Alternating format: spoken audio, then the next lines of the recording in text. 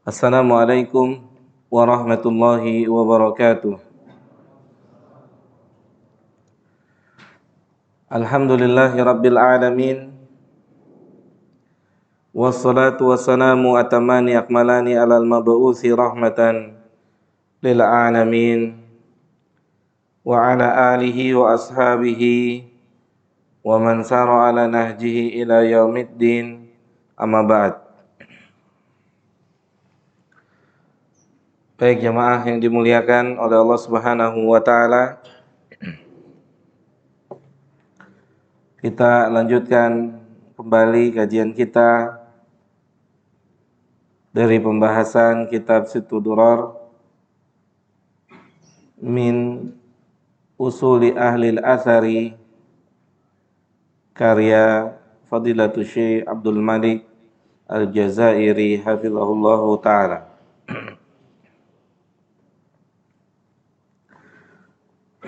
Qala hafizahullahu ta'ala, qala Ibnul Qayyim rahimahullahu ta'ala. Penulis Fadilatul Syekh hafizahullah menukil dalam tulisan beliau ini perkataan Al-Imam Ibnul Qayyim rahimahullah.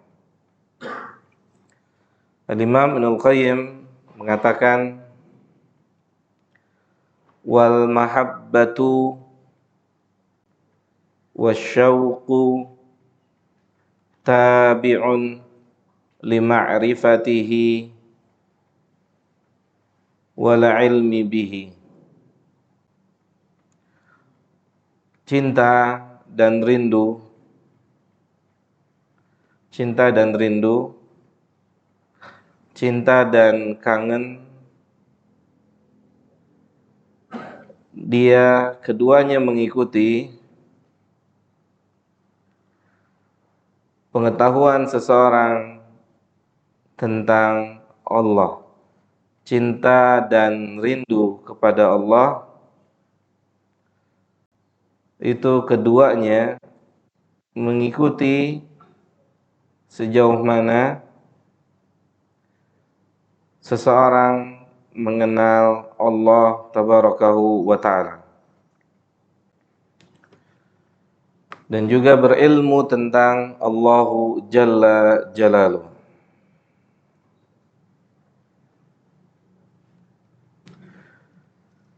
Kemudian Al-Imam mengatakan, fakullama kanal ilmu bihi atamma kanat mahabbatuhu akmal.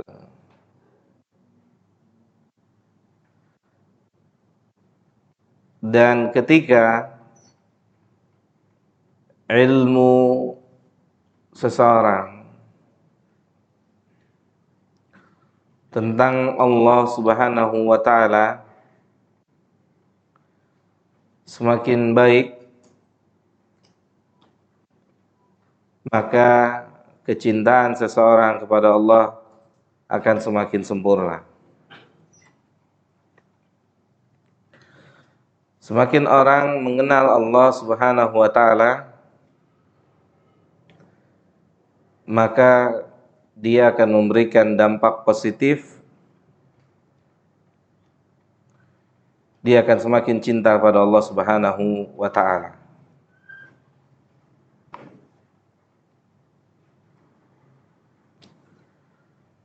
Kemudian penulis mengatakan, faman kana yu'minu billahi wa asma'ihi wa sifatihi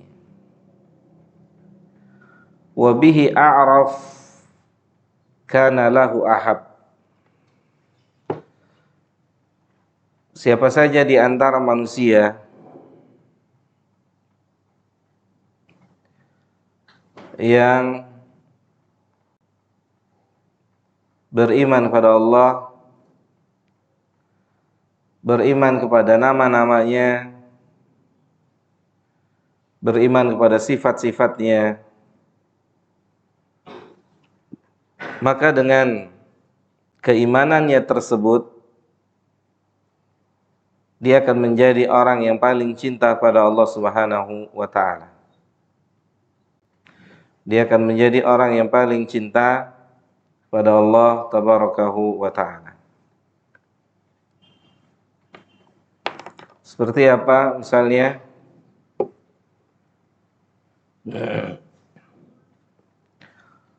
Allah Subhanahu wa taala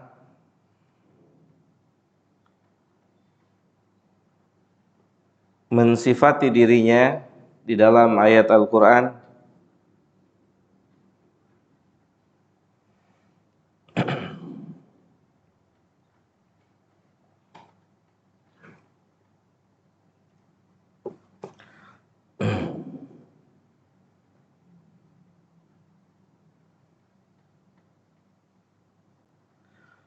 misalnya dalam surah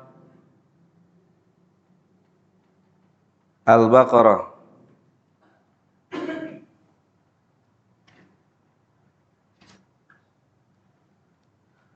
ayat ke-222.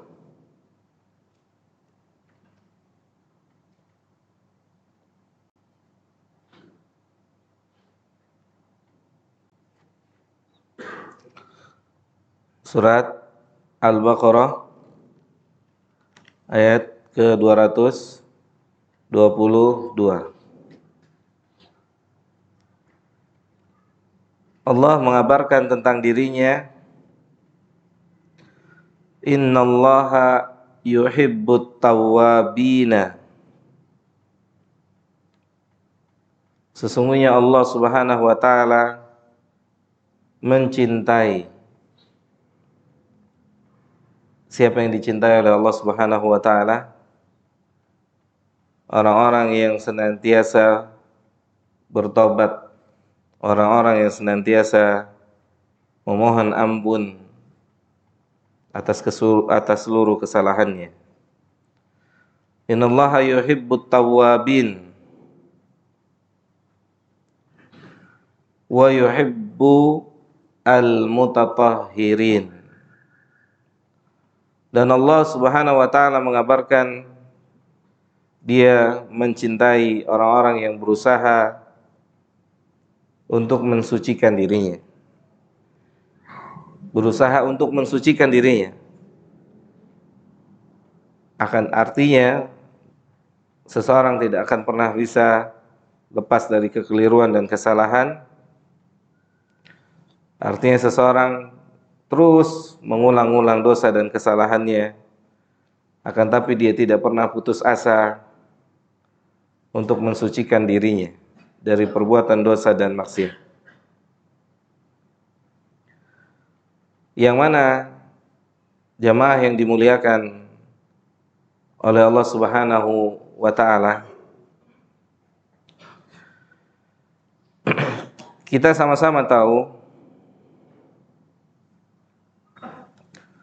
satu doa yang pernah dibacakan atau dipanjatkan oleh Nabi Adam alaihi salatu wassalam, yang Allah abadikan dalam surah Al-A'raf ayat ke-23.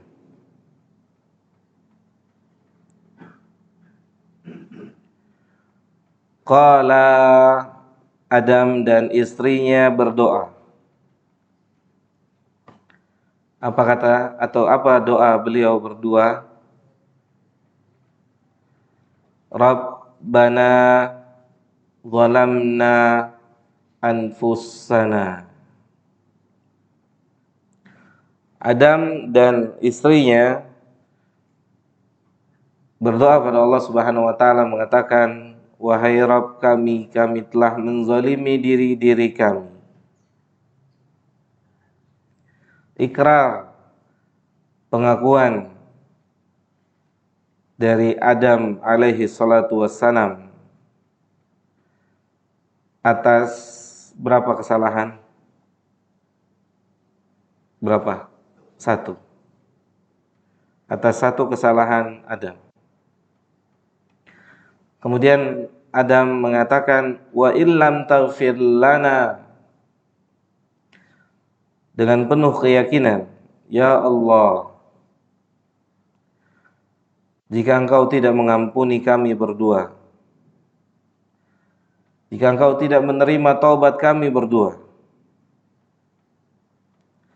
wa tarhamna, dan jika Engkau tidak merahmati kami berdua, maka dengan penuh keyakinan Adam mengatakan, lanakunanna minal khasirin.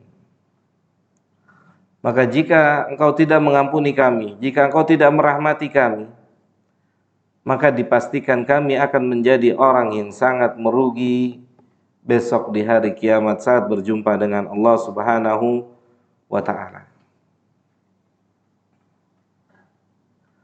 Maka jamaah yang dimuliakan oleh Allah Subhanahu wa ta'ala, tentunya Adam alaihi salatu wassalam adalah salah seorang utusan Allah yang pernah melakukan kekeliruan, yang dia berdoa memohon kepada Allah dan mengakui kekeliruannya dan memohon pada Allah agar diberikan ampunan dan rahmatnya, dan meyakini jika Allah tidak mengampuni mereka berdua, maka mereka akan menjadi orang-orang yang merugi. Mereka akan menjadi orang-orang yang merugi. Maka jamaah yang dimuliakan oleh Allah Subhanahu wa ta'ala, hal ini seharusnya menjadi pelajaran untuk kita semua. Mengenal Allah dengan satu sifatnya, yaitu Maha Pengampun,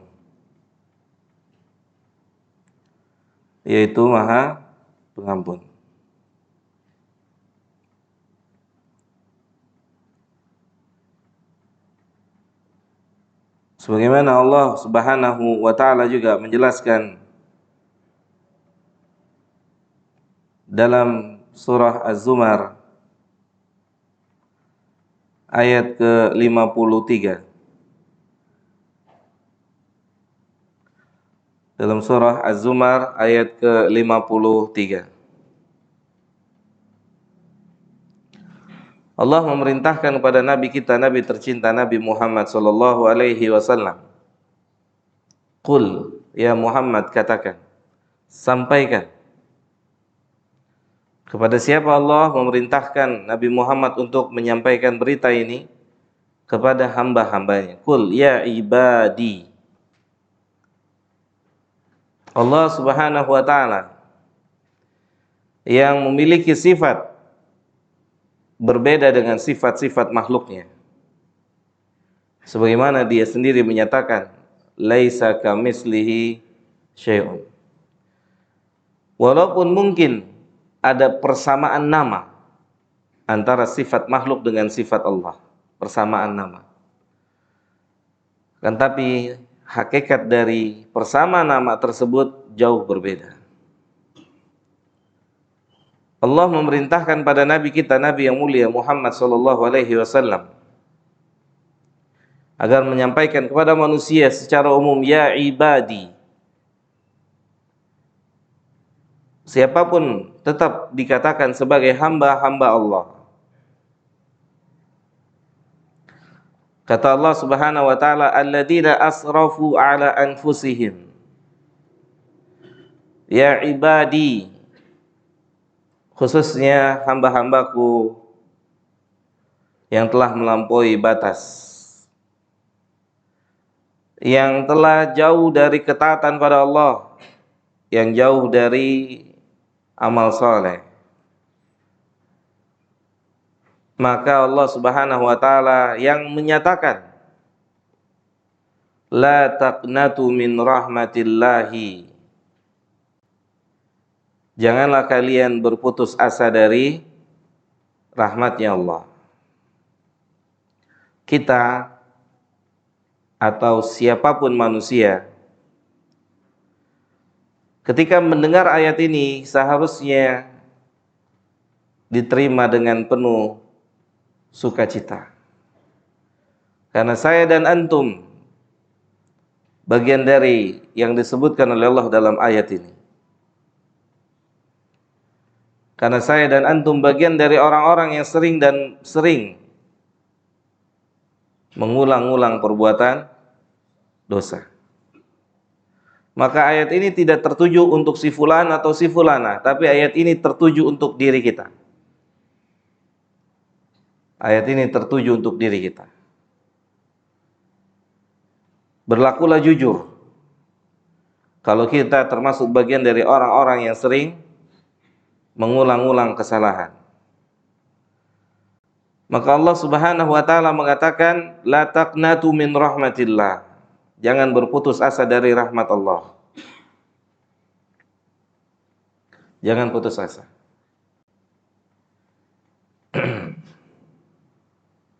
Allah mengatakan, innallaha yaghfiru dzunuba jami'an. Sesungguhnya Allah mengampuni seluruh dosa tanpa terkecuali, seluruh dosa. Allah mengampuni seluruh dosa tanpa terkecuali. Jika seseorang jujur mengikrarkan sebagaimana mengikrarkannya Adam kepada Allah, Rabbana zalamna anfusana, lebih layak dan lebih patut untuk mengucapkan ini siapa? Kita. Kita semua lebih layak dan lebih patut untuk mengucapkan apa yang pernah diucapkan oleh Adam alaihi salatu wassalam. Kita lebih layak dan patut untuk lebih sering mengucapkan doa ini. Kenapa? Karena jumlah dosa kita jika dibandingkan dengan dosanya Adam, jauh. Maka kitalah orang yang lebih layak dan patut untuk mengucapkan doa ini. Kita lebih patut untuk mengatakan wa illam taghfir lana wa tarhamna. Ya Allah, jika Engkau tidak mengampuni kami, kita lebih layak dan lebih patut untuk mengucapkan itu. Wa tarhamna, dan jika Engkau tidak merahmati kami, lanakunanna minal khasirin, pasti kami menjadi orang yang sangat atau menjadi orang yang merugi.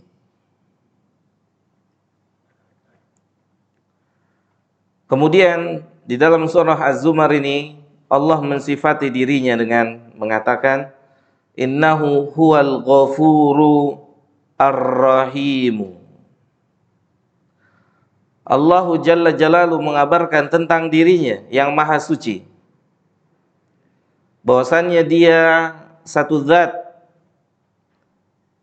yang tidak peduli dengan dosa yang dilakukan oleh manusia. Yang disebutkan dalam sebuah hadits qudsi, jika manusia membawa dosa sepenuh langit dan sepenuh bumi, Allah mengatakan wala ubali, dan Allah tidak peduli dengan besar dan banyak dosanya. Jika seseorang terus meminta dan memohon ampun pada Allah Subhanahu wa taala, maka Allah tidak peduli dengan besar dan banyaknya dosa seseorang. Allah punya sifat bisa menerima, mengampuni, memaafkan hamba-hambanya.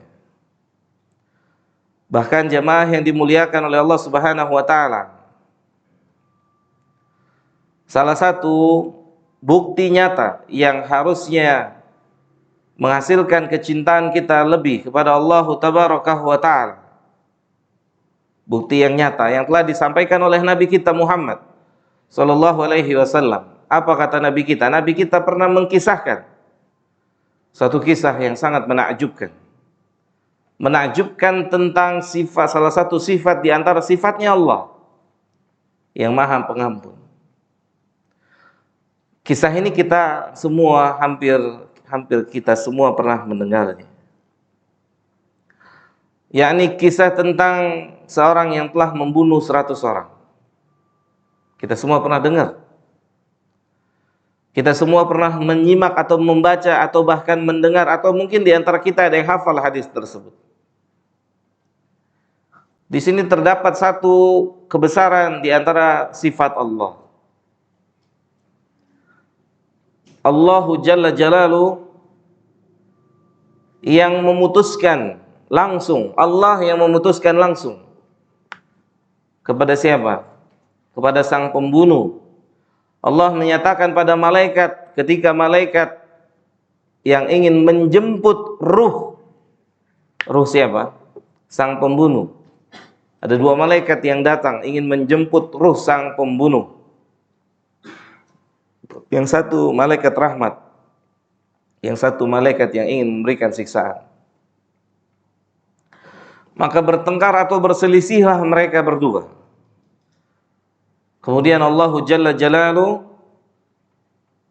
mengutus malaikat penengah di antara mereka berdua, sehingga diputuskan ruh itu diperintahkan untuk dibawa oleh malaikat rahmat. Ini salah satu bukti nyata. Bukti nyata apa? Bukti nyata apa coba? Allah Maha Pengampun. Ini salah satu bukti nyata.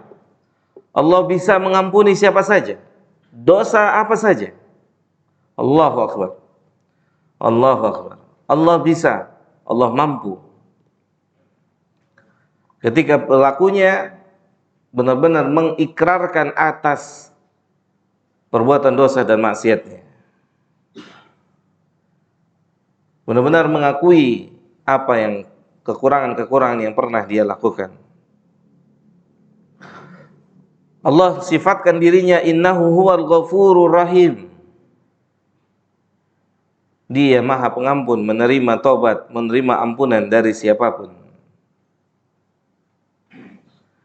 Maka satu sifat ini seharusnya menghantarkan kita pada kecintaan yang lebih kepada Allah Subhanahu wa taala, Rabbul Alamin, yang tidak punya batasan dalam kesalahan yang dilakukan oleh makhluk-makhluknya.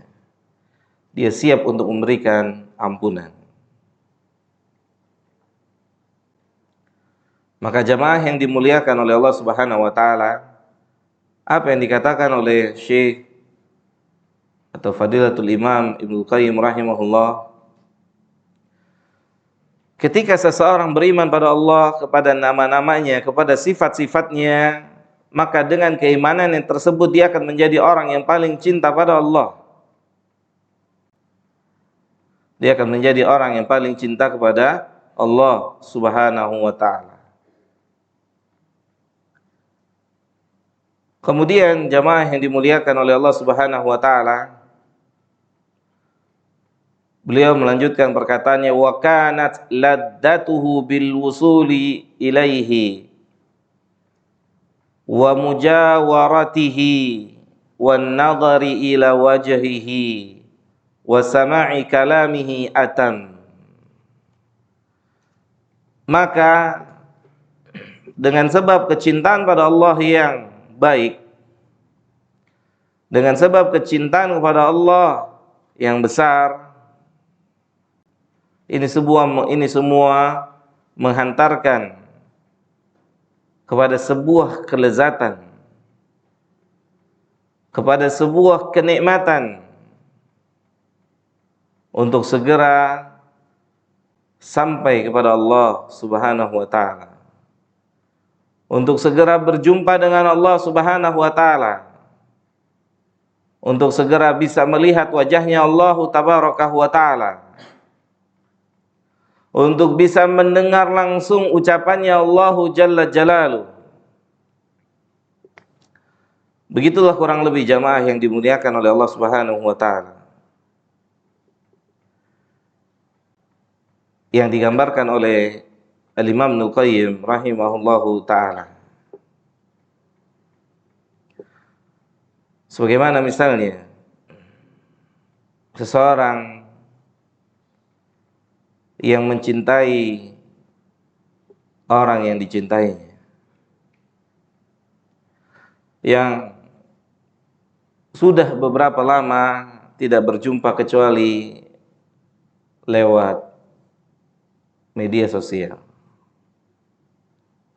Lewat media sosial.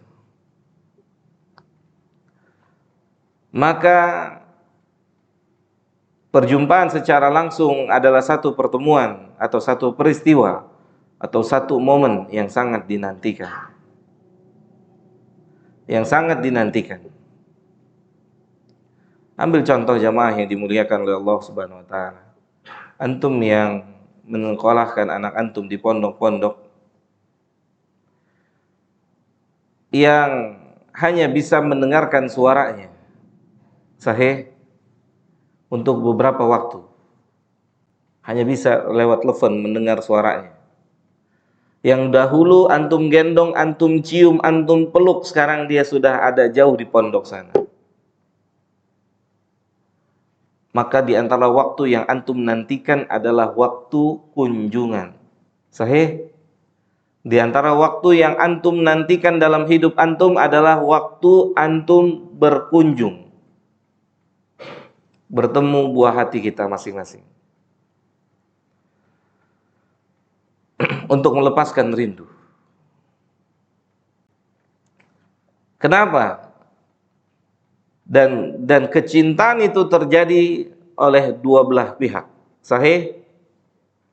Sahih atau tidak? Anak pun merasakan itu. Kehangatan ayah dan bundanya. Yang selama ini dia dapatkan ternyata tertunda untuk beberapa waktu ketika dia sudah masuk di pondok. Dia merindukan panggilan-panggilan kasih sayang dari ayah dan bundanya. Dia merindukan hal-hal yang menyenangkan lainnya dari ayahnya, dari bundanya. Maka momen atau hari-hari tersebut juga adalah hari yang dinantikan oleh siapa? Oleh anak-anak itu. Hari yang sangat dinantikan. Hari yang sangat dinantikan. Hari perjumpaan antara orang tua dengan anak-anaknya. Dan bertemulah mereka pada hari yang telah ditentukan. Sukacita pertemuan itu. Mengeluarkan air mata senang, air mata bergembira, air mata sedih, bercampur baur di situ semua. Karena bertemu dengan seseorang yang dicintainya. Kenapa dia sangat mencintai? Kenapa anak sangat mencintai orang tuanya? Apa yang menyebabkan ada cinta itu? Apa? Apa jemaah? Mengenal ayahnya. Karena dia tahu ayahnya. Kasih sayang ayahnya. Anak itu akan tahu. Dulu ayahnya bilang, nak jangan main game. Nak jangan main game. Dulu ayahnya selalu bilang seperti itu. Sebelum dia masuk pondok. Sampai ayahnya tidak memperkenalkan game pada putra-putrinya. Sampai anaknya masuk pondok. Dan ternyata hasil positif itu dia dapatkan setelah di pondok. Hasil positif itu dia peroleh ketika di pondok. Kenapa? Karena dia nggak ngerti. Sebagian talib bicara tentang game, ternyata dia nggak paham. Yang dia paham apa? Ilmu, dan ilmu. Dia nggak paham itu semua. Karena ayahnya, bundanya menutup pintu itu. Yang dirasakan sesuatu hal yang sangat bengis dan kejam. Sahih? Antum tanya sama putra-putri antum, yang antum larang main game, yang antum larang nonton YouTube, antum tanya sama mereka. Pasti jawab mereka, ayah, bunda jahat. Hah? Kenapa dia bilang seperti itu? Karena belum sampai pemahaman mereka. Nanti ketika mereka di pondok, ketika kesadaran itu muncul, mereka akan sujud syukur pada Allah.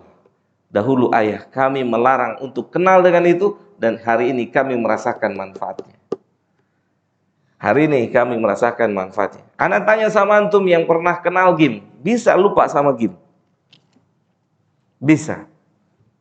Antum yang kenal musik, antum yang kenal ini dan itu, bisa antum lupa dari ingatan antum? Bisa? Bohong. Antum dengar suara musik yang dulu antum favoritkan, ketemu di jalan, atau antum lagi makan di rumah makan, bohong kaki antum nggak goyang-goyang, benar nggak? Orang nggak lihat kan, antum lihat nggak kaki anda goyang-goyang? Nggak kelihatan kan? Jempolnya goyang. Mulutnya bilang haram, tapi kakinya goyang. Antum kira bisa gampang memudahkan memutuskan dengan maksiat? Susah jemaah, susah. Maka itu yang akan dia peroleh di kemudian hari nanti saat kita mengenalkan halal dan haram dari sejak dini. Dia akan merasakan nikmatnya nanti di kemudian hari. Antum bersabar dan jangan marah, jangan terpancing. Saat apa? Saat anak antum tidak terima dengan perilaku antum padanya. Sabar, karena dia memang belum mengerti. Pada waktunya dia mengerti dan dia akan berterima kasih pada antum sebagai orang tuanya yang telah menjaga dia, yang telah menjaga isi kepalanya. Yang memori kepala ini terbatas. Terbatas atau tidak? Terbatas. Terbatas. Coba ada 50 lagu di sini terus baru mau mulai hafal Quran. Gimana? Antum keluarinnya gimana tuh? Ya. Susah atau susah? Susah. Maka jangan antum jaga. Gak apa-apa antum bersabar. Begitulah jamaah. Apa kata Nabi? Hakikat hidup kita di sini. Ad-dunya sijnul mu'min. Sahih? Sahih atau tidak? Nabi bilang gitu. Dunia itu bagaikan apa? Penjara. Mungkin sebagian orang berontak. Kok Islam begini banget? Ketat, ekstrim. Sahih? Sebagian orang, mungkin antum nggak bicara seperti itu, tapi ada di luar sana. Sebagian kaum muslimin, sebagian kaum muslimat ribet amat sih. Ini nggak boleh, itu nggak boleh, ini nggak boleh, itu nggak boleh. Oke? Ada yang punya opsi seperti ini di luar sana? Banyak. Atau mungkin ada di antara kita. Atau mungkin masih ada di antara kita yang masih seakan-akan tidak menerima apa yang Allah tetapkan. Ini nggak boleh, itu nggak boleh. Sempit sekali. Sempit sekali. Tapi faidahnya tidak ada sesuatu yang dilarang oleh Allah kecuali untuk kemaslahatan kita. Apa maslahat di dunia ini? Ketika kita bisa meninggalkan apa yang Allah haramkan. Apa maslahatnya? Apa jemaah? Apa? Ketika kita bisa meninggalkan apa yang diharamkan oleh Allah, apa maslahat yang kita dapatkan di sini? Yang kita dapatkan kelezatan dalam beribadah pada Allah. Itu. Bukan hanya sebatas lahiriah yang tunggang-tungging. Bukan hanya sebatas lahiriah yang datang ke majelis ilmu, datang dan pulang. Tapi kita bisa merasakan nikmatnya mendekatkan diri pada Allah. Dan itu telah diperoleh oleh Nabi yang mulia sallallahu alaihi wasallam. Telah dirasakan oleh beliau. Beliau telah merasakannya. Sampai-sampai beliau sendiri tidak merasakan apa yang membuat Aisyah kasihan melihat kondisi Nabi berdiri lama dalam salat yang membuat kakinya jadi bengkak-bengkak. Kasihan. Kasihan. Dan seterusnya para sahabat, para tabi'in, tabi'ut tabi'in, mereka telah merasakan kenikmatan ini. Karena mereka benar-benar mengenal Allahu Jalla Jalalu Tabarakahu wa Ta'ala.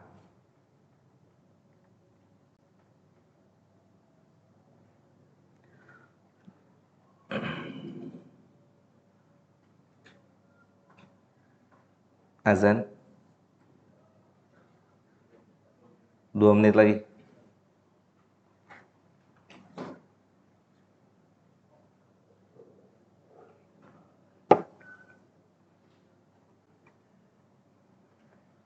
Udah masuk isya ya?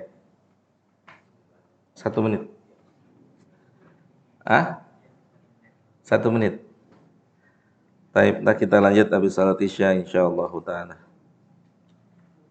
Wassallallahu ala nabiyyina Muhammadin wa ala alihi wa sahbihi ajma'in.